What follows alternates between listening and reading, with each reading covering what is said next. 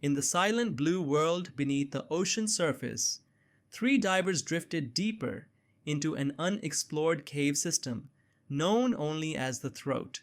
Their lights cut gentle paths through the water as they documented strange rock formations, unaware that the calm around them was about to vanish.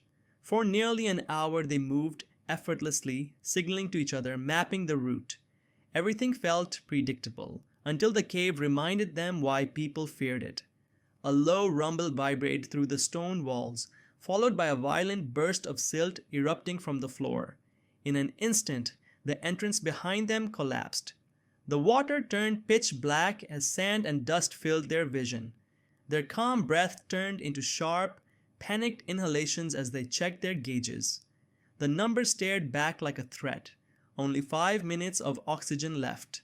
Mark, the team leader, flashed a quick hand signal. Stay together. Keep moving. No wasted air. Going back was impossible. The only path now was forward, deeper into the unknown. Their lungs tightened with every breath as they pushed through tight tunnels, each darker and narrower than the last. The lights scanned desperately for any opening, any hint of a way out, but all they found were dead ends and jagged walls that seemed to close in around them. Their breathing grew louder inside their masks. Every exhale felt like sand slipping out of an hourglass. Mark checked again. 3 minutes.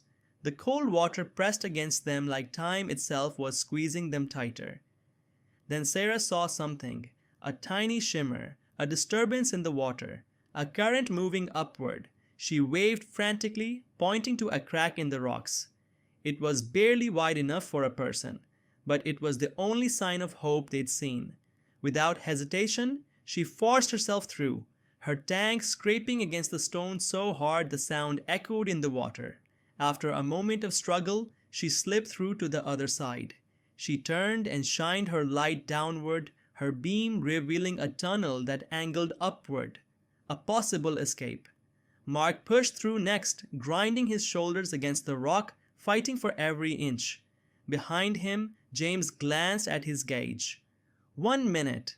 His heart hammered so loudly it felt like it echoed through the cave. With no time to think, he squeezed into the crack, lungs burning with the effort. The three regrouped in a small chamber, and above them, through the darkness, was a soft glow. Faint, pale, almost unreal, but it was there. Light, the promise of air.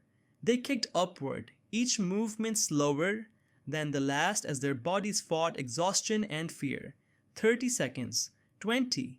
Their vision started to tunnel, darkening at the edges.